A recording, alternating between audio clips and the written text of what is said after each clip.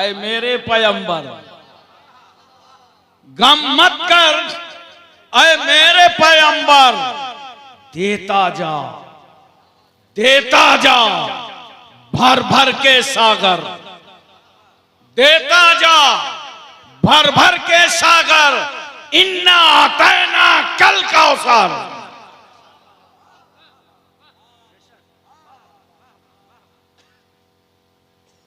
Time कम है, 2 मिसरे और सुनिए। फरमाया खुदा ने हमें देकर हैदर सा निगहबान, जोर से बोलो सुभान अल्लाह। फरमाया खुदा ने हमें देकर हैदर सा निगहबान, फबअय्यि आलाए रब्बिकुमा तुकज़्ज़िबान। 2 मिसरे और सुनिए। दिलों में बुग़्ज़े अली और जन्नत का जुनून, दिलों में बुग़्ज़े अली और जन्नत का जुनून, इन्ना लिल्लाहि व इन्ना इलैहि राजिऊन। वाह वाह। अब मैं सबसे पूछता हूं, ये बताओ, दूर दराज का सफर करके भारत की मुख्तलिफ रियासतों से चलकर उर्स महमूदी में जोगिया शरीफ आए हो, मोहब्बत से बताओ हम सबकी दुआ सुनता कौन है? बोलो यार, अल्लाह। जोर से बोलो, जोर से बोलो, अल्लाह। एक बार तकबीर पढ़ लो, रूह ताजी हो जाए। अल्लाहु अकबर, अल्लाहु अकबर, ला इलाहा इल्लल्लाह, वल्लाहु अकबर, अल्लाहु अकबर, वलिल्लाहिल हम्द। तो हम सबकी दुआ सुनता कौन है? अल्लाह। और सुनता कहां से है? हर जगह से, जहां से पुकारो वहां से सुनता है। अब मैं तुमसे पूछता हूं, जोगिया शरीफ आने वालों, जब अल्लाह ही दुआ सुनता है और हर जगह से सुनता है, तो फिर मजार क्यों जाते हो? बताओ, मजारों पे क्यों जाते हो? ये अजमेर शरीफ क्यों जा रहे हो? बगदाद शरीफ क्यों जा रहे हो? कचौचा शरीफ क्यों जा रहे हो? कलियर शरीफ क्यों जा रहे हो? कचौचा शरीफ क्यों जा रहे हो? बरेली शरीफ क्यों जा रहे हो? महरेरा शरीफ क्यों जा रहे हो? क्यों? अल्लाह ही सुनता है, हर जगह से सुनता है, तो मजारों में जाने की जरूरत क्या है? नोट करो, अल्लाह ही सुनता है, हर जगह से सुनता है, मगर जहां अल्लाह के वली का मजार होता है, वहां से अल्लाह की रहमत करीब होती है। चलो खुदा को वहां से पुकारो जहां से खुदा की रहमत करीब है। और बहुत सारे लोग आते हैं हाजिरी देने के लिए, मजार पे जाते हैं और जाने के बाद साहिब मजार को दाबने लगते हैं। कुछ आए हो उर्स में तो सीख करके जाओ, जाके मजार को दाबने वालों, ये जाहिलाना रस्में हैं। मजारों को मत दाबा करो, और अगर दाबने ही का शौक है तो जब घर से चला करो तो अपनी मां के पैर दबा के चला करो, बाप की पेशानी चूम करके चला करो, मां बाप को राजी करके आओ, और हजरत महमूद मिल्लत की बारगाह में अब दुआ के लिए खड़े हो जाओ। और अगर जिंदगी में मुलाकात रही है तो जितनी दूर से मुलाकात करते थे उतनी दूर से खड़े होकर फातिहा पढ़ो, और अगर मुलाकात नहीं रही तो कम से कम 4 हाथ दूर खड़े हो जाओ और फातिहा पढ़ो।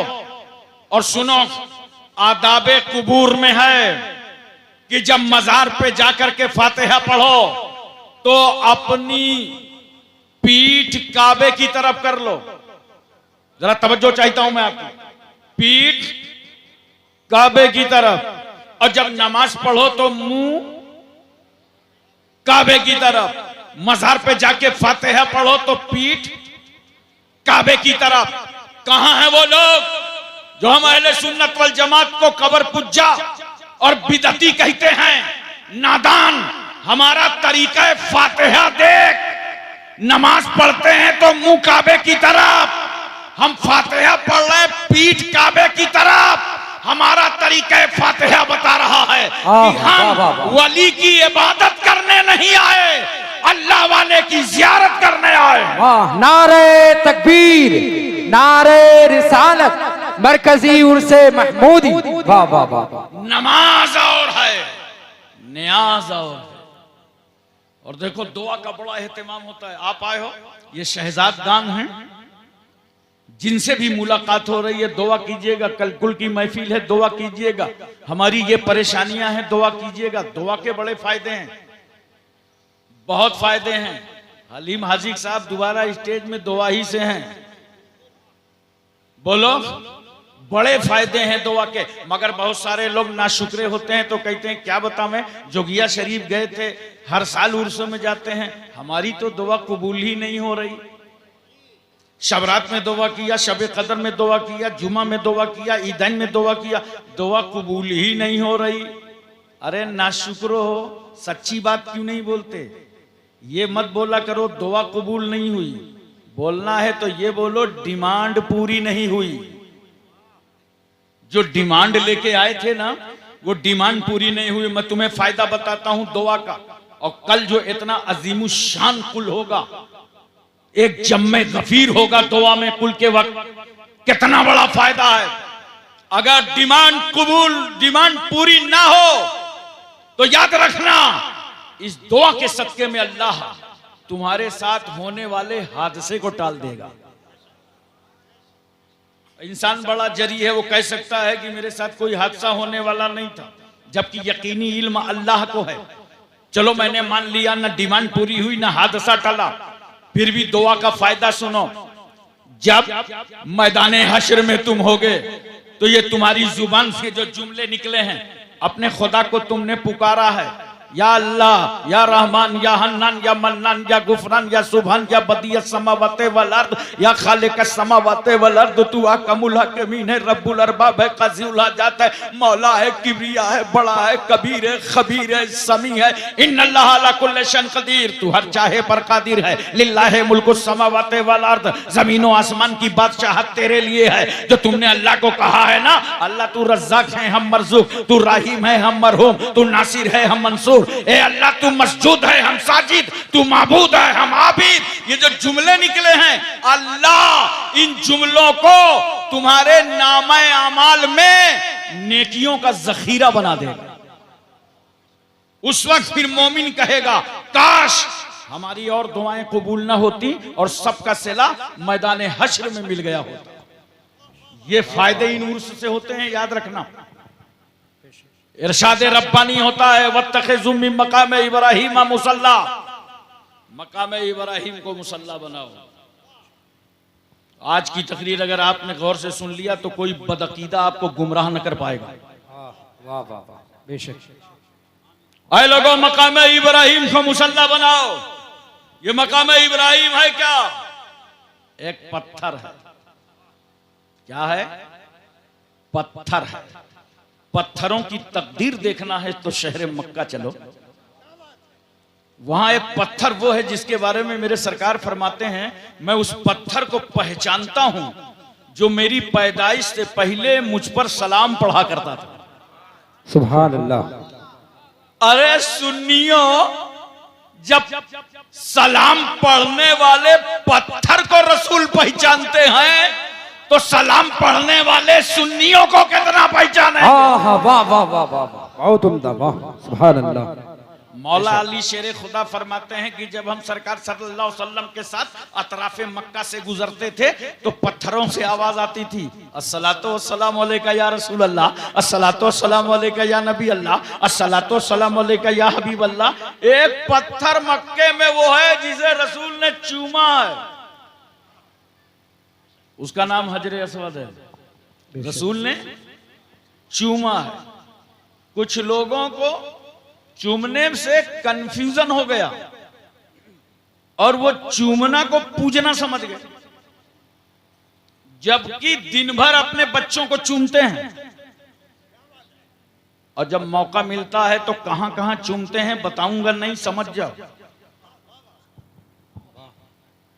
अबे अगर चूमना शिर्क होता तो मेरे रसूल ने पत्थर को चूमा ना होता। और सुनो, पत्थर को भी चूमा और मेरे रसूल ने फातिमा के बेटे हुसैन को भी चूमा, हुसैन को सूंघा भी चूमा भी, जन्नत का फूल समझा सूंघ लिया, आले रसूल समझा चूम लिया। तवज्जो करो, रसूलुल्लाह ने हुसैन को चूम करके ये बता दिया वाह वाह वाह कि अगर हुसैन की तरह बशर मिले तो चूम लो, और हजरे अस्वद की तरह हजर मिले तो चूम लो। वाह वाह वाह वाह वाह। अल्लाह फरमाता है इस पत्थर को मुसल्ला बनाओ। हमने कहा अल्लाह पत्थर के सामने नमाज, हतीम के होते हुए, मिजाबे रहमत की मौजूदगी में, खाने काबा के होते हुए, मस्जिद हराम के रहते हुए इस पत्थर के सामने नमाज। अल्लाह की रहमत मुस्कुरा पड़ी, मेरे बंदो पत्थर ना देखो, इस पत्थर से मेरे खलील का पैर टच हो गया, मेरे नबी का पैर छू गया है, लिहाजा इसे मुसल्ला बनाओ, वाजिबुत तवाफ नमाज आकर के यहां पढ़ो, ताकि खुदा की इबादत भी होती रहे और मेरे नबी की यादगार भी बाकी रहे। कहां है वो लोग जो यादगारों को मिटाना चाहते हैं? अल्लाह ने पत्थर के सामने नमाज पढ़वा कर बता दिया कि नेक बंदों की यादगारों को कायम रखना यह सुन्नते किबरिया है। कुछ लोग यादगारों के पीछे पड़े। एक साहब मेरे पास आए, कहा उर्स नहीं होना चाहिए। मैंने कहा क्यों? कहा औरतें जाती। तो हमने कहा शादी नहीं होना चाहिए। बोला क्यों? मैंने कहा औरतें जाती। अगर तेरा ये फार्मूला इंडिया में लागू किया गया तब तो भारत के सियासी लोगों को एक अलग से जमात बनाना पड़ेगा, ऑल इंडिया रड़ुआ समाज। अबे शादी भी होगी, उर्स भी होगा, लेकिन दोनों शरीयत के मुताबिक होंगे। अब मेरी तरफ जरा तवज्जो से देखना, गौर से देख रहे हो ना, तब बात समझ में आएगी। ये देख रहे हो, समझ रहे हो इसका कितना ख्याल रहता है, कटने न पावे। लड़के जवान हो गए, कटवाने न पावे। यहां से निकलता क्या है बताना मत, वरना माहौल खराब हो जाएगा। कोई मुश्क अंबर तो निकलता नहीं, खुशबू तो निकलती नहीं, गंदगी निकलती है। निकले पोंछ लो, जो जितना बड़ा मौसम ज्यादा उतना बड़ा रूमाल, निकले पोंछ लो। यही तो करते हो कि नाक ही काट डालोगे। अरे बोलो नाक में नहीं काटोगे ना, मैं निकले पोंछ लो। मैं तवज्जो चाहता हूं, इसी तरह न शादी को पाबंद किया जाएगा, न उर्स को रोका जाएगा। शादी और उर्स में जो शरीयत के खिलाफ रस्में हैं उन रस्मों को मिटाया जाएगा। उर्स कल भी हो रहा था, आज भी हो रहा है और कयामत तक होता रहेगा। ये उर्स ही से तो आज अल्हम्दुलिल्लाह इस्लाम फैल रहा है। बोलो मोहब्बत से बोलो सुभान अल्लाह। एक शख्स मेरे पास आया, कहा मुझे दाखिले इस्लाम कर लीजिए। मैंने कहा ठीक है, मगर ये बताओ क्या कोई जबरदस्ती है, कोई शादी वादी का मैटर तो नहीं है, कोई किसी ने लालच तो नहीं दिया? कहा नहीं कुछ नहीं, बस इतनी सी बात है, ये जाजमऊ शरीफ कानपुर में मजार है हजरत मखदूम शाह आला रहमतुल्लाह अलैह का। बोलो मोहब्बत से सुभान अल्लाह। कहा मैंने देखा कि मजारों का सिस्टम हिंदू मुस्लिम सिख ईसाई ये सबके आस्था का केंद्र है, सभी आते जाते हैं। तो एक दिन मैंने भी स्नान किया और सर पर रुमाल रखा और मजार पे पहुंच गया दर्शन के लिए। और जब मैं मजार पे हाजिर हुआ तो मेरी आत्मा को शांति मालूम हुई। मैंने वहीं से फैसला कर लिया कि जब कानपुर की मजार में लेटे हुए वली की अजमतों का ये आलम है तो मदीने के मोहम्मद की रहमतों का आलम क्या हो। इसलिए दोस्तों और बुजुर्गों, एक बात और बताओ मुझे मोहब्बत के साथ, पूरी तवज्जो है। पानी पीते हो ना, जल्दी जल्दी बताओ। वादी का, नदी का, चश्मे का, इलाके का, कुएं का, हैंडपैप का, नगर पालिका की टंकी का पीते हो ना? खड़े होके पीते हो कि बैठ के? अबे जलसे में तो झूठ न बोलो। चलो अब तक जो किया वो किया, आज से तय कर लो। उर्स में गए थे, कुछ सीख के आए हैं। जब पानी पिएंगे तो बैठकर, बोलो मोहब्बत से, जब पानी पिएंगे बैठकर 3 सांस में पिएंगे। देखो थोड़ा थोड़ा दिमाग लगाया करो, अपने दामनों को दोनों तरफ भरा करो। तुम्हारी जो जरूरतें हैं इन बुजुर्गों से दुआएं लिया करो, और जो शरीयत ने तुमसे मुतालबे किए हैं उसे तुम पूरा किया करो। थोड़ा दिमाग लगाओ, काम बहुत बड़ा हो जाएगा। जूता चप्पल पहनते हो कि नहीं पहनते हो? थोड़ा बोलो, पहनते हो ना? बस थोड़ा सा दिमाग लगाओ। जब जूता चप्पल पहना करो ना, तो अब पहनना हुए तो दाहिना पैर पहले डाल दो, और जब उतारना हो तो बायां पहले निकालो। देखो काम भी चल गया और सुन्नते रसूल भी अदा हो गई।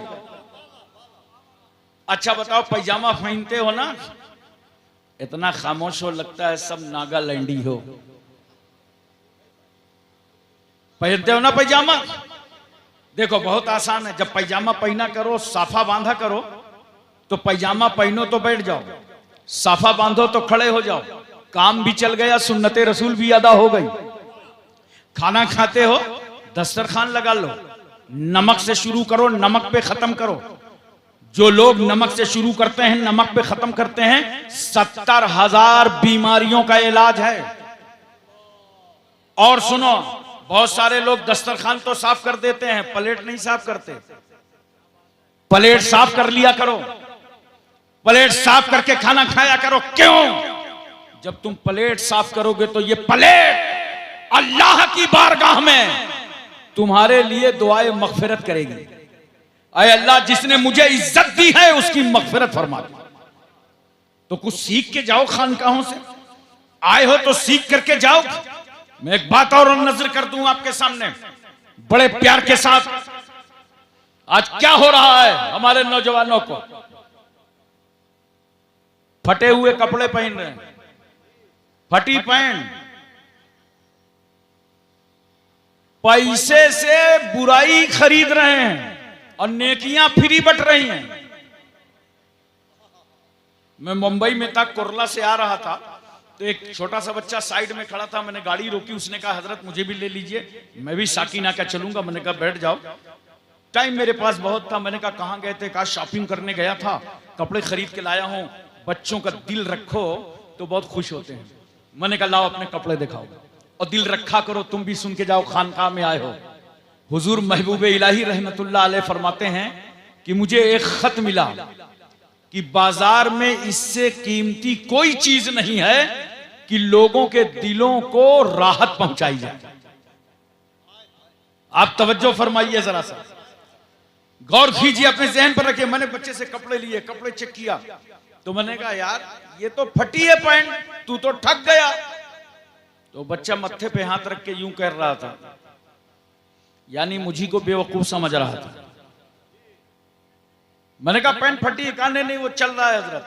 अरे क्या हो गया नौजवानों तुम्हें? अगर कपड़े फट जाएं तो इन सूफिया से पूछो, उन्हें सिल लो। गंदे हो जाएं तो धुल लो। फटे कपड़े ना पहनो वरना तुम्हारे घर की बरकत चली जाएगी। सूफिया केराम ने पब्लिक और आवाम के हाथ में कैंची नहीं दिया कि तुम काटते रहो। इन्होंने सुई और धागा दिला है कि अगर कुछ फटा हो तो उसे सिल लो।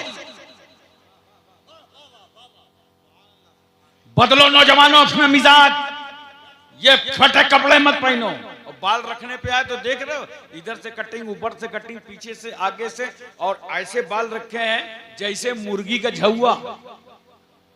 बोलो किसी समंदर का जजीरा। ये बाल तुमको किसने सिखा दिया? नोट करो लिबास कैसा पहनना चाहिए। कल तुमसे कोई तुम्हारे इलाके में पूछे गए थे जोगिया शरीफ, क्या लेके आए हो, तो बता देना सुन्नते मुस्तफा लेके आए, बता देना रसूलुल्लाह का तरीका लेकर के आए हैं। कपड़े ऐसे पहनो जिसमें तुम्हें तहारत में आसानी हो, कपड़े ऐसे पहनो जिसमें तुम्हें इबादत में आसानी हो। और बाल ये जो रख रहे हो ना, इसको बदलो। ये क्या कर रहे हो? बाल 3 तरीके के हैं शरीयत में, या तो पूरे बाल कसर करा दो, या ताबगोश या ताबदोश। या तो कान की लौ तक बाल रखो, या तो ये शाने तक बाल रखो। बकिया तुम किसको देख के ये बाल रखने लगे? मिजाज बदलो, ये झुवक की तरह बाल मत रखो। बाल में भी तुम्हारे सुन्नते मुस्तफा अदा। मैं समझता हूं कपड़ा पहने हुए किसी को देख लिया होगा, बाल रखे हुए किसी को देख लिया होगा, तुमने अपना आइडियल बना लिया। मुंबई के अदाकारों को अपना आइडियल मत बनाओ। किसी हीरो को देख करके अपने कपड़े मत पहनो। अपने अंदर तब्दीली हीरो को देखकर मत लाओ। अरे हीरो और बॉम्बे के अदाकारों को वो देखें जिनका कोई आइडियल ना हो। हमारे आइडियल तो हजरत महबूब मिल्लत है। हमारे आइडियल ख्वाजा गरीब नवाज हैं, गौसे आजम हैं। हमारे आइडियल सैयदना सिद्दीक अकबर हैं, फारूक आजम हैं, उस्मान गनी हैं, मौला अली हैं, हजरत साद हैं, सईद हैं, तलहा, जुबैर, अम्मार, बुजर, खालिद बिन वलीद, अबू उबैदा बिन जर्रा, अब्दुर्रहमान बिन अफ, सोहेब रूमी, सलमान फारसी, बिलाल हबशी, हजरत अनस, अबू हुरैरा, अबू दरदा। हमारे आइडियल कुतुबुद्दीन बख्तियार की महबूब इलाही, साबिर कलियारी, जिंदा शाह, मदार वारी से देवा, मखदूम के चौचा, मखदूम जजमऊ, नसीरुद्दीन चिराग देहलवी, शाह जमालुल्लाह रामपुरी, मुनव्वर अली शाह इलाहाबादी, शरफुद्दीन याह्या मुल्लरी, अलाउल हक पंडवी, अखी सिराजुद्दीन, मखदूम माहिम, बाबा बाहुद्दीन, बाबा ताजुद्दीन, मखदूम शमीना, सैयद सालार, मसूद गाजी, सरकार महरेरा। हमारे आइडियल ये औलियाए किराम हैं। तुम बंबई के अदाकारों को ना देखो, इन वलियों के किरदारों को देखो। तुम्हें अर्ज कर रहा था, पानी पीते हो, जोर से बोलो, बैठ के, सारा पानी बैठ कर। और अगर कोई हाजी साहब आबे जमजम ला के दे दे तो खड़े हो जाते। मैंने कहा यार सारा पानी तो बैठ के, आबे जमजम खड़े हो के। अच्छा सुन्नियो, तुम आबे जमजम खड़े हो के पियो तो मुझे कोई हैरत नहीं है। मुझे ताज्जुब तो उन लोगों पर है जो नबी के लिए नहीं खड़े होते, पानी के लिए खड़े हो जाते हैं। पानी के लिए खड़े हो जाते हैं। तवज्जो कीजिए जरा सा। मैंने कहा भाई इस पानी के लिए क्यों खड़े हुए? तो आप कहेंगे ये पानी इस्माइल अलैहिस्सलाम की एड़ी से छू गया है, इस्माइल अलैहिस्सलाम की एड़ी से टच हो गया है, इसलिए इस पानी की हम ताजीम करते हैं। हज करके आप घर वापस आए, दरवाजे पे भीड़ लगने लगी। ये हमारा हिंदुस्तान है, यहां हिंदू मुस्लिम सिख ईसाई में आपस में बड़ा प्यार और मोहब्बत है। जब लोग हज करने के लिए जाते हैं और हज करके वापस आते हैं तो इस मुल्क के गैर मुस्लिम कहते हैं अरे भाई फुला साहब पश्चिम गए थे, चलो उनसे मुलाकात करा मैं। बोलो ये माशरा है यहाँ का, ये इंडिया की तहजीब में दाखिल है। सभी लोग सुनाते हैं। जैसे हाजी साहब ने देखा कि दरवाजे पे भीड़ भाड़ लग रही है, कहा बेटा 5 लीटर पानी हज कमेटी ने अलाउ किया था, इतने में होगा क्या? तब हैंड पाइप का पानी लो, एक ड्रम में डाल दो, नगर पालिका का पानी ले लो, ड्रम में डाल दो, उसी में आबे जमजम मिला दो। 5 लीटर को एक ड्रम बना दिया गया। अब जो आता जा रहा है वो खड़े होके पीता जा रहा है। मैंने कहा भाई आबे जमजम को पीते खड़े होके तो बस समझ में आती, ये जोगिया शरीफ वाले पानी के लिए क्यों खड़े हो गए, ये खगड़िया वाले पानी के लिए क्यों खड़े हो गए? तो आप कहेंगे हजरत ये खगड़िया वाला पानी मक्के वाले पानी से मिल गया है, इसलिए अब इस पानी की भी हम ताजीम कर रहे हैं। तवज्जो चाहता हूं मैं आपकी। क्या बात है? ज़हन हाजिर रखिए जरा सा। एक बात बताओ, वजू करते हो ना? बहुत धीरे से बोल जी, नमाज पढ़ोगे तब ना वजू करोगे। अब मैं यही तो मुसीबत है, जिन पर नमाज फर्ज है वो पढ़ते नहीं, और जिन पे फर्ज नहीं है वो पढ़वाने निकले हैं। पढ़ो नमाज, पढ़ो नमाज, अल्लाह तुम्हारे रिस्क को कुशादा कर देगा। पढ़ो नमाज, बलाएं टल जाएंगी। पढ़ो नमाज, मुसीबतों का खात्मा होगा। पढ़ो नमाज, परेशानियां दूर भागेंगी। तो नमाज से पहले वजू करते हो? बोलो। अच्छा अब तो सिस्टम बदला है, पाइप है, टोटी है, पहले लोटा बधना, जैसे ही वजू के लिए आपने लोटा सामने रखा, वजू करके फारिग हुए, जितना पानी बचा क्या करते थे चाचा? बोलो। खड़े होके पी लिया। हमने कहा यार ये खड़े होके क्यों पिया? तो आप यही कहेंगे हजरत ये वजू का बचा हुआ पानी है। मगर मैं आज आपकी अक्लें खोल दूंगा, जिस पानी के लिए आप खड़े हुए हैं ना, ये वजू का पानी नहीं है। इसलिए कि अगर वजू का होता तो बह गया होता। हाथ धोया कंट्रोल से बाहर, चेहरा धोया कब्जे से बाहर, पैर धोया गिरफ्त से बाहर, तो जिससे वजू किया वो तो बह गया, और जो बचा है इससे वजू किया ही नहीं, वरना ये भी बह गया होता। ये तो बचा हुआ है, इसके लिए आप क्यों खड़े हुए? इसके लिए क्यों खड़े हुए? तो याद रखो, इसके लिए इसलिए खड़े हुए कि ये बचा हुआ पानी वजू वाले पानी से छू गया है। अब मुझे मोहब्बत में बताओ, एक पानी वजू के पानी से छू जाए, एक पानी आबे ज़मज़म से मिल जाए, तो उस पानी की इतनी ताजीम हम इसलिए ताजीम करते हैं सैयदना गौसे आजम की, ख्वाजा गरीब नवाज की, आकाए नक्शबंद की, मौलाए सोहरवर्द की, इसलिए कि इन बुजुर्गों का इश्क इश्के मुस्तफा से मिल गया है, इश्के रसूलुल्लाह से मिल गया। एक बात और मुझे बताओ मोहब्बत के साथ, बोलो। ज़हन हाजिर है ना? पूरी तवज्जो है, दिलो दिमाग मौजूद है? दोस्तों बुजुर्गों, अगर वाकई आप उर्स में आए हैं तो अपने दामनों को भर के जाओ और तय कर लो कि इंशाअल्लाह अब हमारे मोहल्ले में कोई शराब न पीने पाएगा। बोलो। कोई जुआ न खेलने पाएगा, कोई आवारागर्दी और अय्याशी न करने पाएगा। बहुत सारे लोग समझते हैं हमारा बेटा थोड़ी पी रहा है, लेकिन याद रखना कुल्लो राइन मसूल, हर जिम्मेदार से सवाल किया जाएगा। अगर अल्लाह ने थोड़ी जिम्मेदारी भी दी है तो समाज की इस्लाह करो, समाज को सुधारो, महल्ले टोले तुम्हारी आबादियों में कोई शराब न पीने पाए। इसलिए इसी शराब के ताल्लुक से रसूल सल्लल्लाहु अलैहि वसल्लम से लोगों ने पूछा, यसलूनका अनिल खम्र वल मैसिर, ए रसूल ये आपसे सवाल करते हैं पैगंबर, ये जुआ और शराब के बारे में आपसे सवाल करते हैं। कुल फीहिमा इस्मुन कबीरुन, आप कह दीजिए कि इन दोनों में बहुत बड़ा गुनाह है। अगर कभी ये हरकत हुई हो तो आज यहां से तौबा करके जाओ। ये सच्चा उर्स है, ये खानकाह की वफादारी है, ये खानकाह का पैगाम है, ये खानकाह की तालीम है। तौबा करके जाओ। इसलिए कि कोई मुसलमान तो शराब पिएगा नहीं, हराम है। बोलो हराम है ना? कोई मुसलमान नहीं पिएगा। मगर चलिए शराब के ठेके पे हाथ में बोतल होगी, नाम क्या है? मोहम्मद इस्लाम। नाम क्या है? अब्दुल रहमान। अरे नादान, नाम हसन हुसैन रखा, तेरे हाथ में शराब की बोतल। क्या तुझे मौला अली शेर खुदा का बेटा हसन याद नहीं है, जिसने जहर पीकर दीन बचाया? क्या फातिमा का लाल तुझे हुसैन याद नहीं है, जिसने सर कटाकर इस्लाम बचाया? तूने इस्लामी नाम रखकर मुसलमान के घर में पैदा होकर इस्लाम की अजमतों का मजाक उड़ा रहे हो। तौबा करो, ताइब हो जाओ। अल्लाह तुमसे जर्रे जर्रे कतरे कतरे लैलो नहार सुबह शाम जिंदगी बंदगी का हिसाब लेगा। अच्छा, आपने शराबी को देखा होगा कि शराब पीने के बाद कभी बीच रोड में नहीं मिलेगा, खसक खसक के किनारे। वो जानता है ना कि उधर से अगर अंकल जी आ रहे होंगे तो काम तमाम हो जाएगा।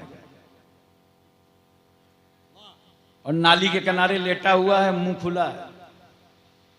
ऐसे मौके से मोहल्ले का कोई कुत्ता निकला तो नगर पालिका का कितना शुक्रिया अदा करेगा कि ऐसे तो मैन होल ढूंढना पड़ता था, यहां तो खुला खुलाया है।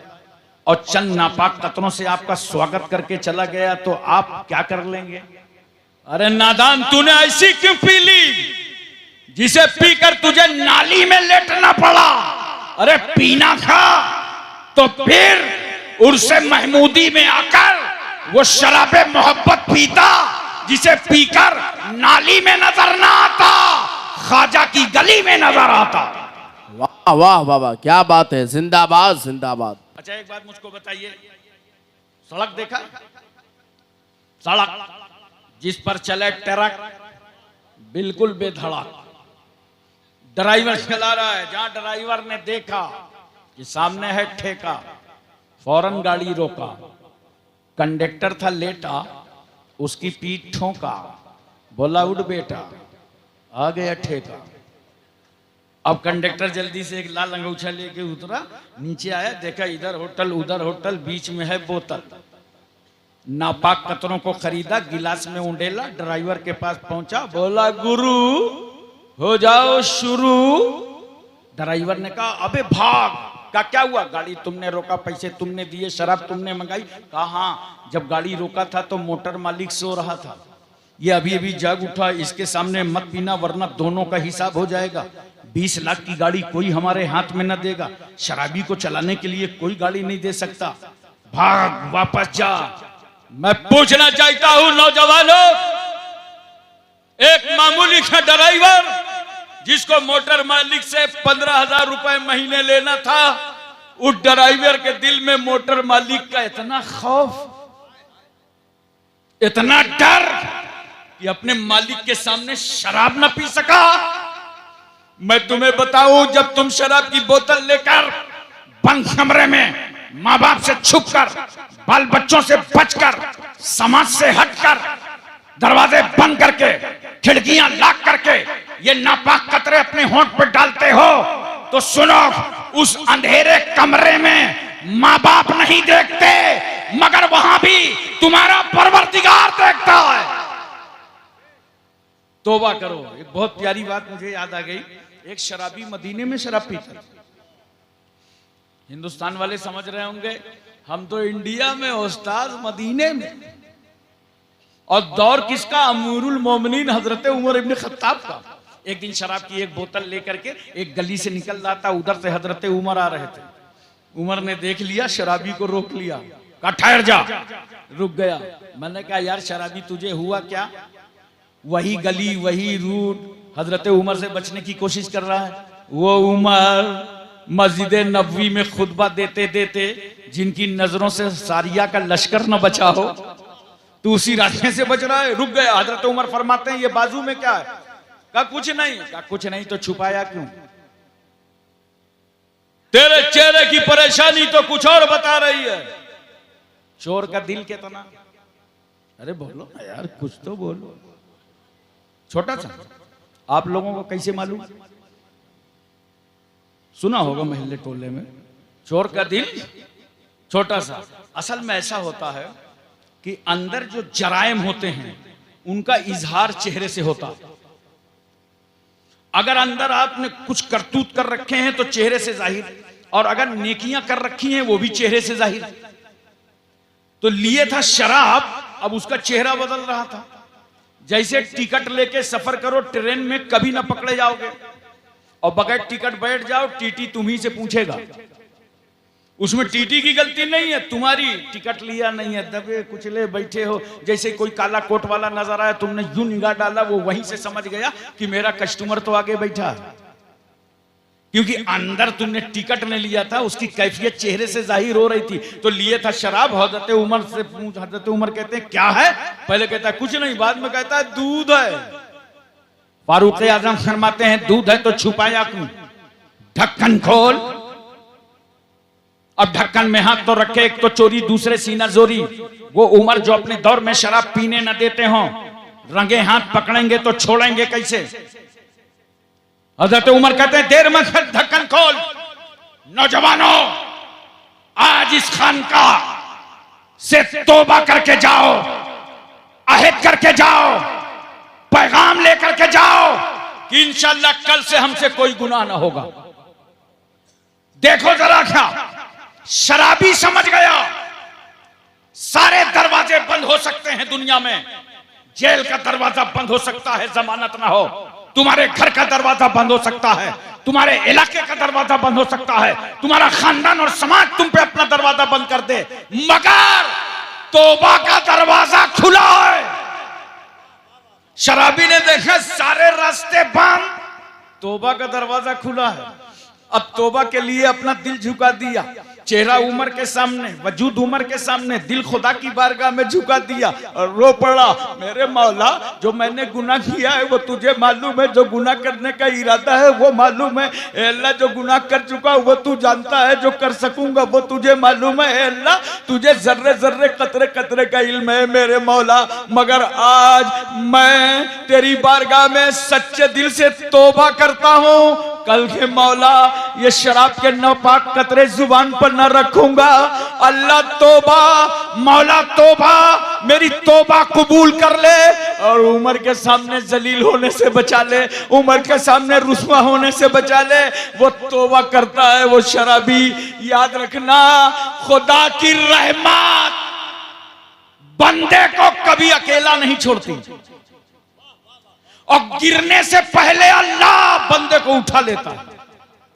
और जो मुश्किलें तुम्हारे साथ आती हैं उनके साथ अल्लाह तुम्हारे उन मुश्किलों का हल भी भेज देता है। तौबा कर रहा है, हजरत उमर कह रहे हैं देर मत कर, ढक्कन खोल। आखिरकार शराबी ने ढक्कन खोल दिया तो सिर्फ शराबी नहीं, हजरत उमर देख रहे हैं कि बोतल में शराब नहीं है, इसमें तो ताजा दूध नजर आ रहा है, ताजा दूध नजर आ रहा है। दूध देखा और हम जैसे लोग हो तो मुतमईन हो जाए, वो फारूक आजम जो गैबदान नबी की सोहबत में रहे हों, वो कहते हैं सच बता वाकया क्या है। बोला हुजूर दूध था, दूध है। पहले तो डरा नहीं था जब सफेद झूठ बोल रहा था, अब तो डिग्री ही उसके हक में हो गई थी। हजरत उमर फरमाते हैं सच्चाई की राह बता। कहा हजरत जो माल है सामने है। हजरत उमर ने जब और दबाव डाला तो शराबी ने सोचा लाओ बता दे कि शराब लेके चला था, अब मेरा बिगड़ेगा क्या, केस मेरे हक में फाइनल है। बताना चाहता था कि अमीरुल मोमिनीन में शराब लेके चला था, जुबान पर जुमले आ गए। इतने में अल्लाह ने फारूक आजम को इल्हाम फरमा दिया, उमर बंदे मारा रुसवा मकुन, उमर मेरे बंदे को रुसवा मत करो, जलील मत करो। जहां हम जब्बार और कहार हैं वहीं हम सत्तारुल उजूब हैं, ऐबों को हम ही छुपाते हैं और गुनाहों को हम ही बख्श देते हैं। अगरचे ये शराब के कतरे लेके चला था, मगर अल्लाह की बारगाह में इतना रोया कि मैंने इस शराब को दूध से बदल डाला। दोस्तों बुजुर्गों, गुनाह होते रहते हैं, हुए होंगे, लेकिन अहद करो इन खानकाहों में आकर, तौबा करो। नौजवानों अपनी इस्लाह करो, आज जरूरत है तुम्हें एक सच्चा मुसलमान बनने की, वरना शराब की तरफ तुम्हारी तवज्जो, जुआ तुम खेलो। एक साहब तो मुझे बता रहे थे कि हजरत जुआ में अब कोई परेशानी नहीं रह गई खेलने में। मैंने कहा कैसे? कहा बड़ी आसानी से जुआ खेल लेते हैं। कहा अपने पैर का जूता निकाला, ऊपर फेंका, कहा ये चट लोगे कि पट लोगे, 2 मिनट में फैसला हो जाता है। ये क्या है यार, तुम मुसलमान हो, देखो अपने को समझो। तो दुनिया को तुम राह दिखाने आए थे, तो दुनिया के लिए हिदायतों के चिराग लेकर के आए थे। लफ्ज़ मुसलमान के साथ शराब नहीं जुड़ी होनी चाहिए, जुआ नहीं होना चाहिए, रेपकारियां नहीं होनी चाहिए, चोरी और सूद नहीं होना चाहिए, सब इस्लाम हराम करता है। मैं ग्वालियर जा रहा था हलीम भाई, और शंकरगढ़ मुझे जाना था। झांसी से ट्रेन में बैठा, 4 बच्चे आए मेरे सामने की बर्थ में बैठ गए। कम से कम 30 साल पहले की बात बता रहा हूं।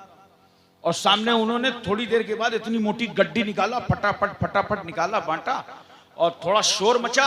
10-10 रुपया सबने जेब से निकाले, 40 रुपया एक ने घसीट के रख लिए। और मैं बड़े गौर से देख रहा था। मैंने कहा यार इतना इजी बिजनेस, मिनटों में 40 रुपए आ गए। यहां तो रसीद काटने के बाद भी पैसा नहीं मिलता, लोग उधार कटा लेते हैं। आप गौर सुने जरा सा। ग्वालियर करीब आया, उन बच्चों से मैंने पूछा कि मुझे शंकरपुर जाना है।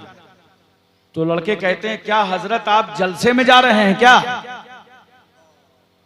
तो मैंने कहा हाँ हाँ भाई मैं जलसे में जा रहा हूं। कहा जलसा तो हम ही लोग करा रहे हैं।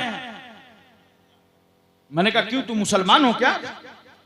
अरे बोला पक्का मुसलमान, अब्बा मुसलमान, अम्मा मुसलमान, हम सब मुसलमान हैं। आपने हमको मुसलमान नहीं समझा। मैंने कहा मैं तुमको कैसे मुसलमान समझता? तुम जुआ खेल रहे थे, जुआ के पत्ते तुम्हारे हाथों में थे और ट्रेन खड़ी हुई, तुम खड़े खड़े पेशाब कर रहे थे। सरकार सल्लल्लाहु अलैहि वसल्लम ने फरमाया इस्तंज़िहु अनिल बौल फ़इन्नहु आम्मतु अज़ाबिल क़ब्र मिन्हु। ऐ लोगों, बचो पेशाब की छींटों से, आमतौर से अज़ाबे क़ब्र इसी से होता है। नौजवानों, पाक रहो, अपने आप को बचाओ, अपनी हिफाजत करो। मैंने कहा मैं कैसे जानूं तुम मुसलमानों खड़े खड़े पेशाब कर रहे थे, खड़े खड़े पानी पी रहे थे। एक ने कहा बड़ा जिद्दी मौलवी है, मानेगा नहीं। मैं पहुंच गया अपनी कयाम गाह में। थोड़ी देर के बाद नहा धो के चारों लड़के आए, बढ़िया कुर्ता पैजामा, जालीदार टोपी और मजमुआ अतर लगा के मेरे रूम में आए। कहा हजरत अस्सलाम वालेकुम। मैंने कहा वालेकुम अस्सलाम। कहा पहचाना? मैंने कहा नहीं। कहा वही मुसलमान हैं जो ट्रेन में मिले थे, आप पहचानने को तैयार नहीं। अबे मैंने कहा बच्चों को बड़े प्यार से समझाया, जिस तरह मैं आपको समझा रहा हूं। मैंने कहा बच्चों बैठ जाओ, याद रखो इस्लाम तारुफ कराने की चीज नहीं है कि तुम बताओ कि मैं मुसलमान हूं। यह बताने की चीज नहीं है कि मैं मुसलमान हूं। इस्लाम तारुफ कराने की चीज नहीं है। इस्लाम अपनी जात में दिखाने की चीज है। तेरा नूरानी चेहरा बताए कि तू मुसलमान है, चेहरे की दाढ़ी बोले तू मुसलमान है, जिंदाबाद, टोपी बोले कि तू मुसलमान है। जब तू चल रहा हो तो निगाह झुकी हो, दुनिया समझ जाए मुसलमान जा रहा है। हाय हाय हाय हाय, वाह वाह वाह। बोलो, स्पेन का वो चौराहा, तारीख साज चौराहा मुझे याद है।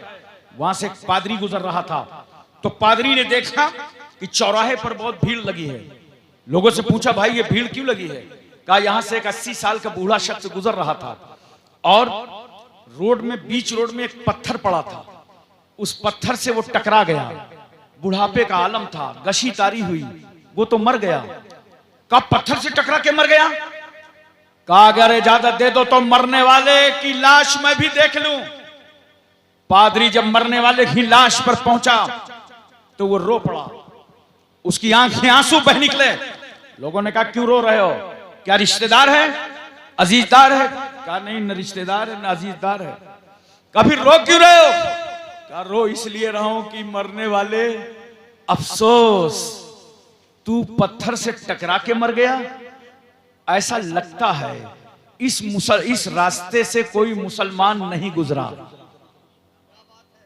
कहा क्यों, मुसलमान गुजरा होता तो क्या मलकुल मौत का रास्ता रोक लेता?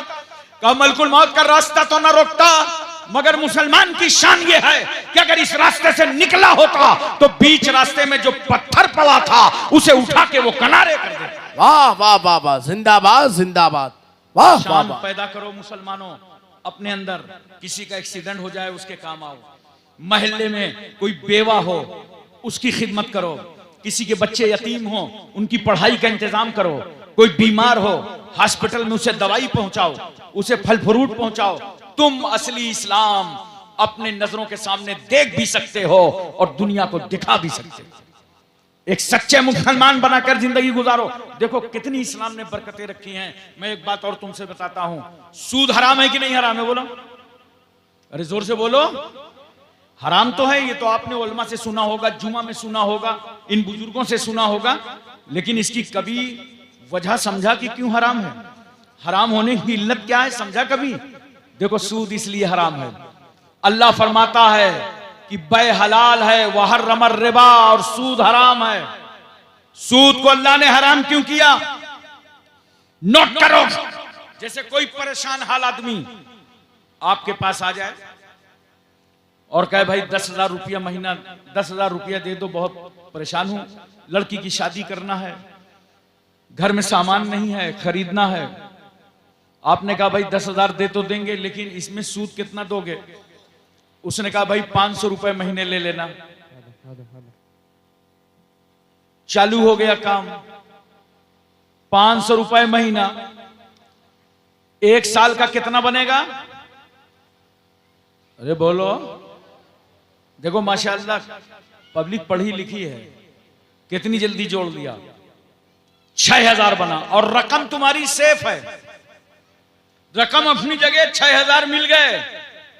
नोट करो, अब सिर्फ इतना बताओ, जब तुम एक मुसलमान हो तो उर्स महमूदी में आओगे, उर्स गरीब नवाज में जाओगे, उर्से आला हजरत में जाओगे, उर्से मखदूम अशरफ शमनानी में जाओगे, जुमा में जाओगे, ईद बकरीद जाओगे, तन्हाइयों में दुआ करोगे, मुसल्ला बिछाओगे, सारी दुआ करोगे, पूरी कौम के लिए दुआ, पूरी मिल्लत के लिए दुआ, पूरी उम्मत के लिए दुआ, खानदान और रिश्तेदारों के लिए दुआ।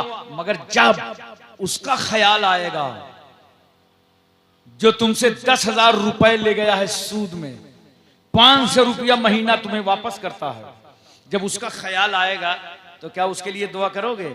या अल्लाह वो बहुत परेशान है, सूद में पैसा ले गया है, मौला उसे खुशहाल कर दे। कभी दुआ करोगे अपने भाई के लिए?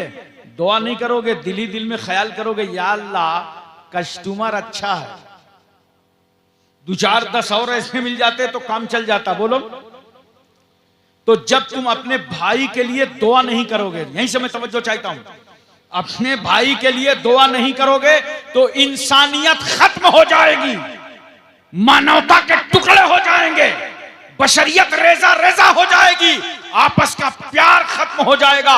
इसीलिए अल्लाह ने सूद को हराम फरमा दिया ताकि ये बंदों के अंदर खैर खाही का जज्बा बरकरार रहे। और एक बात और सुनिए बड़े प्यार, मैं हिंदुस्तान के बिरादरान वतन को बताना चाहता हूं कि ये जो सूद अल्लाह ने हराम किया है तो मुतलक इसको हराम फरमाया है। जिस तरह एक मुसलमान से सूद लेना हराम है, उसी तरह एक गैर मुस्लिम से सूद लेना हराम। बोलो, अरे इस्लाम समझाओ लोगों को, इस्लाम बताओ लोगों को, कितना पाकीज़ा और मुहज्जब इस्लाम है, कैसा पूरे वर्ल्ड की दुनिया के लिए कानून लेकर के इस्लाम आया है। जैसे मुसलमान से सूद हराम है, वैसे ही गैर मुस्लिम से भी सूद लेना हराम। यह है इस्लाम प्यारे, इस इस्लाम को समझो। इसी तरीके से एक बात मैं और आपको बताना चाहता हूं और मोहब्बत से आपको समझाना चाहता हूं।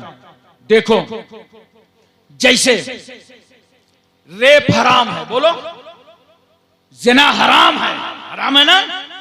कभी किसी से किसी तरह का गुनाह हुआ हो, तौबा करके जाओ, इन शेख की बारगाह में, बुजुर्गों की बारगाह में तौबा कर लो, तौबा का दरवाजा खुला है। गुनाहों पे अड़े मत रहो, अगर रूह निकल गई, मर के चले गए तो जानते हो ये गुनाह जब आदमी करता है, रेप का गुनाह जब करता है ना, तो उस वक्त ईमान इंसान के अंदर मौजूद नहीं रहता, ईमान निकल करके ऊपर आ जाता है। अल्लाह अकबर, ईमान निकल करके ऊपर आ जाता है। अगर उसी हालत में मौत हो गई तो कुफ्र में भी मौत हो सकती है। जरा तवज्जो कीजिए, बचाओ अपने को गुनाहों से, मुसलमानों बचाओ अपने को खताओं से। सरकार सल्लल्लाहु अलैहि वसल्लम के जमाने अक़दस में एक वाकया इसी तरह का पेश आया, और भी वाकया आए। एक वाकया आया जो इकरारी मुजरिम थे माइज, और सरकार की बारगाह में आए, कहा या रसूलल्लाह, पैगंबर सल्लल्लाहु अलैहि वसल्लम, मुझसे ये गुनाह हो गया है, मुझे पाक कर दिया जाए। बोलो सुभान अल्लाह, जरा प्यार से बोलो सुभान अल्लाह। या रसूलल्लाह मुझे पाक कर दिया जाए। कोई और होता तो क्या कहता, जाने दो मेरी उम्मत में हो, जाने दो अपनी ही पार्टी के आदमी हो, दुनिया का रहनुमा यही कहता। मगर मेरा रसूल कैसा कानून लाया है, नबी फरमाते हैं हाँ हाँ पाक किया जाएगा तुमको। और कुरान क्या कहता है, सुनो मुसलमानों, आयत करीमा का मफहूम है, अल्लाह फरमाता है लोगों, जब अपनी जानों पर तुम जुल्म कर लो तो मेरे महबूब की बारगाह में आ जाओ। बोलो सुभान अल्लाह, मेरे महबूब की बारगाह में आओ तो मुझे बख्शने वाला मेहरबान पाओ। जरा तवज्जो कीजिए और अपने जहन पर इस बात को उतारने की कोशिश कीजिए। मैं अर्ज कर रहा था, उन्होंने आके कहा या रसूल अल्लाह मुझे पाक कर दिया जाए। सरकार सल्लल्लाहु अलैहि वसल्लम ने फरमाया नहीं, तुम्हें सजा मिलेगी। देखो, अगर बगैर शादीशुदा ये गुनाह करते हैं तो उनको 100 कोड़े मारे जाएंगे, ये इस्लाम का कानून है। और अगर शादीशुदा लोग ये काम करते हैं तो उनको इतने पत्थर मारे जाएंगे, रज्म किया जाएगा कि वो मर जाएंगे।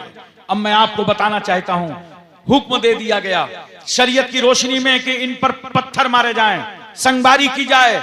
माइस को खड़ा कर दिया गया, पत्थर चलने लगे, पत्थर पड़ने लगे। आगे से पत्थर पड़ता है, वो तौबा करते हैं, सब्र करते हैं, अल्लाह की बारगाह में चीख चीख कर तौबा करते हैं। पीछे से पत्थर आता है, तौबा करते हैं, दाएं से पत्थर आता है, तौबा करते हैं, बाएं से पत्थर आता है, तौबा करते हैं, चीख पड़े, जब तक उनसे बर्दाश्त होता रहा पत्थर खा के सब्र करते रहे, और जब नाकाबिले बर्दाश्त हो गया तो माइज खिश्तबारियों के दरमियान से निकल पड़े। जब आगे निकले, आगे पहुंचे तो इन लोगों ने दौड़ाया और इतने पत्थर मारे कि माइज का इंतकाल हो गया। इस वाक्य की खबर जब रसूल सल्लल्लाहु अलैहि वसल्लम तक पहुंची तो सरकार ने इरशाद फरमाया, ऐ लोगों, जब माइस तुम्हारे दरमियान से भागे थे तो तुम्हें छोड़ देना था, इसलिए कि माइस ने ऐसी तौबा कर ली थी कि अगर उस तौबा को शहर के तमाम गुनहगारों पर बांटा जाता तो सबके लिए काफी हो जाता। इसलिए तौबा करने वालों को अल्लाह पसंद करता है। तौबा करते रहो अपने खताओं से। एक आखिरी बात सुनो बहुत मोहब्बत के साथ, ये वो सब खानकाह का पैगाम दिया मैंने जो उर्स में एक जरूरत है। और कल आप अपने अपने इलाकों में जाएं, अपने अपने सूबों में जाएं, अपने शहरों में जाएं और लोग पूछें खानकाह से क्या लाए हो, तो आप बता देना गुनाहों से तौबा करके आ गए। अब हमारी एक अच्छी जिंदगी गुजरेगी, हमारी एक उम्दा जिंदगी गुजरेगी। आज दो चीजें, दो भाइयों की बहुत अहम है समाज में। देख लो जरा से क्या फितना चल रहा है, मालूम है? दो भाइयों के झगड़े। अगर जमीन जायदाद का बंटवारा हो तो इतना बंटवारा कि आधी आधी चादर बांट लेते हैं।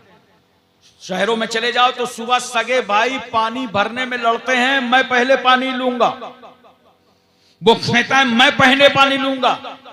जमीन जायदाद के बंटवारे में इतनी लड़ाई कि पुलिस थाना तक होता है।